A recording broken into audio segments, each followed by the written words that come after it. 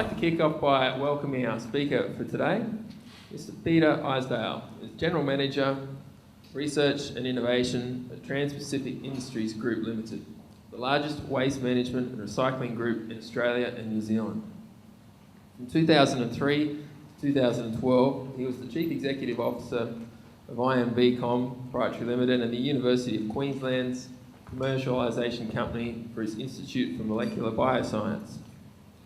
IMVcom occupied a leading position in the business of commercialising biotechnology, drawing on the research base of the University of Queensland's Institute for Molecular Bioscience. Please join me in welcoming Dr. Peter Isdale to the podium.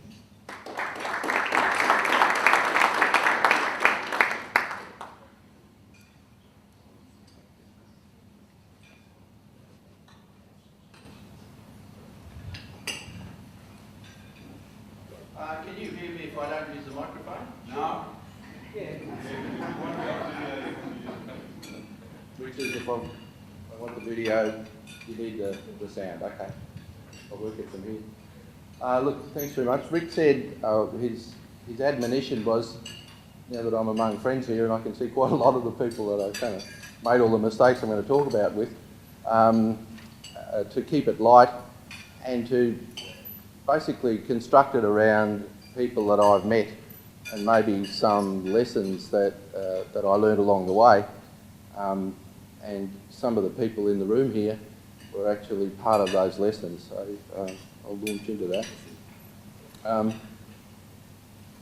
I've titled the talk Chopping and Changing, and it's basically around the concept of recognising I have some experience of chopping and changing. I'll refer to somebody that I regard as a legend in the chopping and changing department a little later on. You actually know this guy. But chopping and changing in the face of the presentation of new opportunity. And I'll get on to why some of those sort of decisions about how to do that are not always easy. So I'm trying to make the point that in a personal and commercial sense, we often get a lot of heartburn about whether to step off one boat, away from one wharf onto one boat, and the support systems we need to make those decisions, and the decision tools that we've got sitting behind us. And my contention is that a lot of the people that I've seen, and I include myself here, have often taken too long to grab the new ship and head off into another direction. And I think the lesson I've learned, I turn 60 next week, happy birthday to me, and it's easier to appear knowledgeable when you're older and you've lost a bit of skin. But I think that's pretty much a given. Now, look, most people have got a plan. I've put these little red thingies, I don't know what they're called, but these little red thingies in here representing a change of thought or a change of direction. You know, every kid wants to be a fireman, change direction. At school I've tried to avoid anything that had maths or physics associated with it. And teaching, uni looked good. Then I thought I'd do teaching, there was going to be more money in the scholarship that way. But then I got to uni and found I could do earth sciences, which was appealing, except I could do it underwater on every coral reef in the world, which was even more appealing. And so that's what I did a PhD in. I found out that after 15 years in a wetsuit, there was a lot more money in wearing a black suit. So I entered the ranks of management. I bit off more than I can chew because I basically knew nothing about it. And a lot of the reason for going into that was because, as I see later, the rise of biotechnology and its commercialisation, its capacity for the life sciences to be exploited and turned into money was just happening, I guess, at that stage. So the trick was to pretend you could do it, bite off like more than you could chew and chew like buggery. And ended up in CEO country, and that was a fabulous experience. But then that died. I was feeling for the fishing rod, and a man walked in the door, CEO of a very large corporation called Transpacific, had my known for 20 years, and said, let's start on Monday. He had some big plans for this ASX 150 company. I think it's Deloitte's 12 at the moment. And now I can talk garbage scientifically, having been there for 18 months. Invested companies have all had a plan, and the Big Ben Foundry company is still going, the one that cast it in 1570. They're still a viable organisation, and I guess they've had a plan. The usual runs of the big multinationals. There was one I didn't put there, had a 152-year plan, a company called Unigen Life Sciences. I can't find their logo anymore, which shows that their plan was a bit off beam. But they do, somewhere they sell nandrolone and EPO, which kind of makes them an interesting company in itself. And then any drug development startup probably has a plan for about 1 month. And a lot of people nodding around the tables here would understand that. But in common, what happened is that they're generally adaptation driven. And I want to refer later on to the role of the backers, which is germane to this conversation here. Governments have got a plan which is basically adapt, duck or die. It's quite topical at the moment, isn't it? But a fixed length plan, generally 3 years or so, certainly no longer, despite promises of railways by 2018 and so forth. They're decidedly variable plans in their adaptation base. They don't often extend to principles. And they're infinitely invested, which is a lovely situation when you can create your own resources through the tax base. A great example, of course, is the 5-year plan in China. You see down the right-hand bottom there, there's a man who is receiving the plan from the Chinese gentlemen who are instructing him in the plan. Many people change their plan, and in common with a lot of my colleagues, I see some around here, who've changed direction considerably. The common theme is to grab the chance when you see it. In a career sense, as I said, that's often difficult, particularly if you're lurching into an area where you don't feel comfortable. But it has to be something that has an attraction to drag you there. And can I ask, Dr. Laurie Hammond, now he's a local here, biggest long in our history, mine and everybody else's, but can you put your hand up if you're a friend of Laurie Hammond? Well, that's interesting, thank you very much. Because I spoke to him last night, well, I communicated with him in the south of France where he's gorging himself on cheese. And I said that I was going to ask if he had any friends here, and he thought that I wouldn't get many hands because most of them wouldn't want to admit to it. But the truth of it is that if you look at Laurie, he started off as a research scientist. We did our PhDs together and our postdocs, and he's the chair of Commercialisation Australia, but he's been through many different sort of morphings. International Policy Advisor, Venture Capital. He was actually the first CEO of a fabulous experiment which went wrong called the multifunction polyps in South Australia. I don't know if you remember that. It wasn't Laurie's fault that it went down, it was just not the right idea at the right time. But I've found him, as you see in the bottom right-hand corner there, I've always found him, despite what others say, I've found him incredibly interesting to listen to. And in many ways, I think a lot of us who've come across him have kind of emulated that movement. The ditching the plan arrangement, there's some futurist whose name I forgot, said that goals were just moving targets.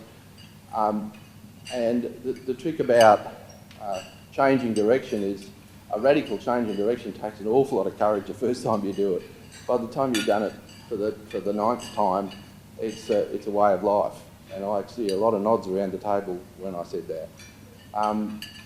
A good personal lesson was to have mentors, and that goes for any walk of life. I don't know if you know, but in the ASX 200 lists, I think about 85% of the CEOs have admitted happily to having current mentors. They don't go and get mentored by the oppositions.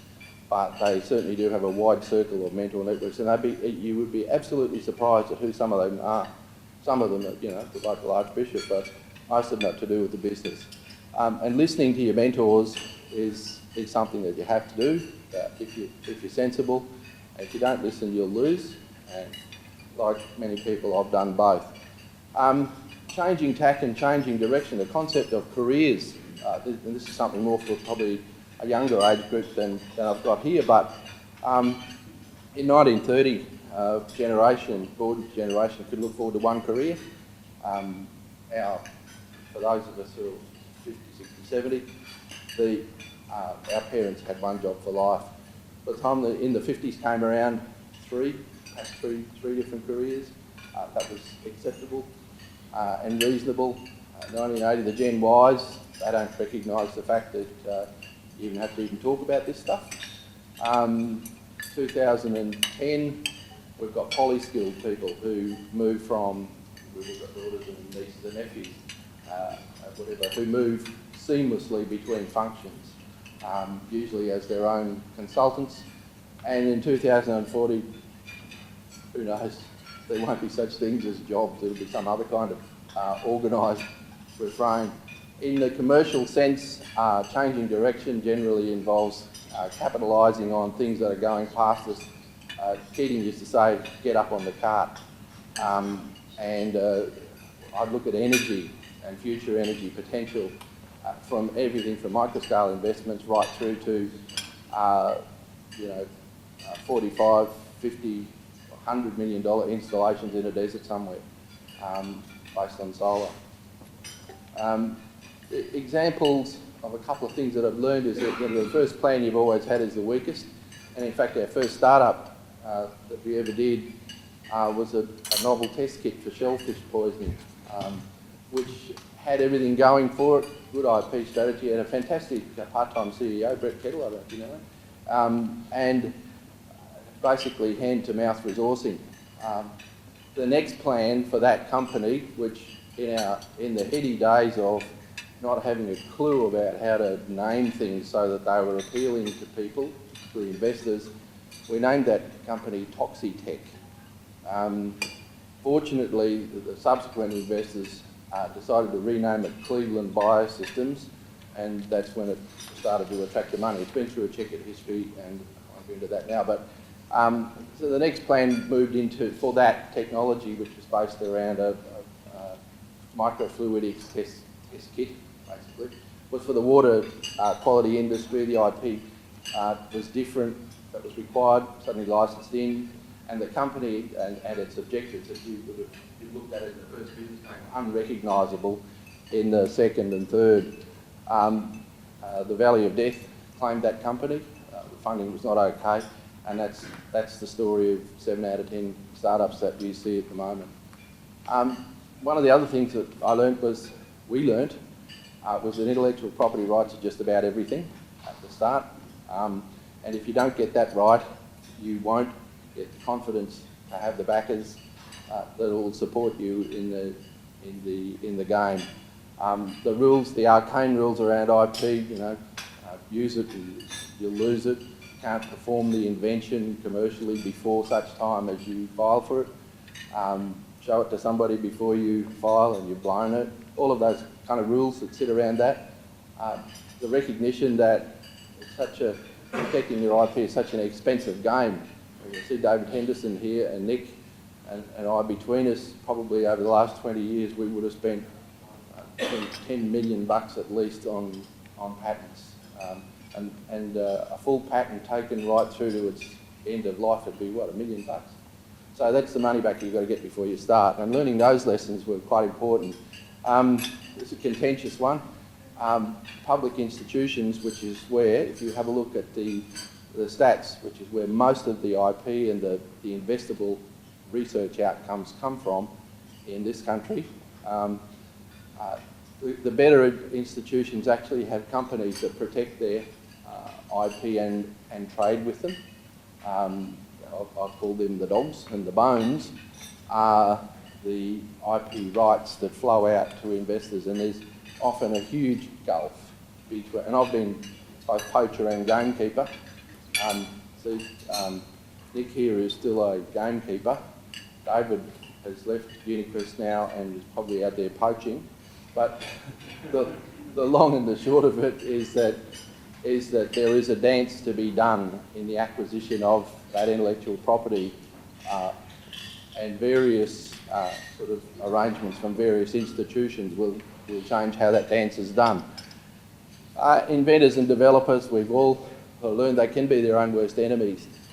What everybody really should want is for inventors and developers to be champions for the technology, but the way, as we all know, to succeed, particularly with a startup, is to have a team behind you that covers more than the passion of the inventor or the developer. And that into that comes the recognition that inventors and developers quite often don't understand the investors' drivers, and that can lead to pain. One of the other things is that recognising that research and development, which is the fun bit, it's always sexy, that's the bit you read about in the papers and you see in the media, cure for cancer coming down the road, etc., is actually not the expensive bit. So in the case of a drug development, and Unicrest has a vaccine that earns billions of dollars a year in sales now, but the research and development component of that particular thing, which might have cost $600 to $900 million to put on the market, research and development component of that was a few tens of millions of dollars if it was lucky. So that's another thing, and of course the chances in the drug game of actually generating something like a blockbuster, 1 in 100,000, 1 in a million, depends on what pub you're arguing in. And a new waste to energy solution. This is the coming game, which I'll refer to. One of the coming games, $2.5 million, $3 million on a bit of R&D going into a demonstration plant worth $10 million, and to build a commercial plant, it's $100 million plus, up to $400 million in the case of a plasma gas cracker system. That illustrates that the real dollars have to be spent down the road, downstream of research and development. Another example I've learned about it, particularly in this last change that I've had to make, because Imbicom, we folded Imbicom at the end of 2012. In the solids and liquid waste industry, there was a very tidy way to make a living all the way up to the 90s. In Australia, there was very little competition, and the margins were quite high, and you didn't really have to do anything to the waste to throw it in the ground. And we throw 50 million tonnes of waste away every year in this country, and most of it went into the ground. The competition and regulation have changed all that. The international competition, particularly Transpacific, is 8,700 employees and 330 sites around Australia and New Zealand, about the $1.3 billion market cap. And its next rivals are down around the 500 to 700 million market cap in Australia. And they're all overseas. CETA, Remondis, Veolia, overseas owned. So the competitive game has now become a very competitive game. And so the trick then is to look for, well, where's the edge in the waste and recycling services industry? And the answer is in energy recovery. Of that 57 million tonnes, some very large proportion, probably a half, goes in landfills. But there are hundreds of millions of dollars worth of calories in the organics just going into the landfills. And the technology for recovering via the calories, recovering the energy and getting it to where it's useful as either thermal energy or in the wires, is where the game is really at the moment.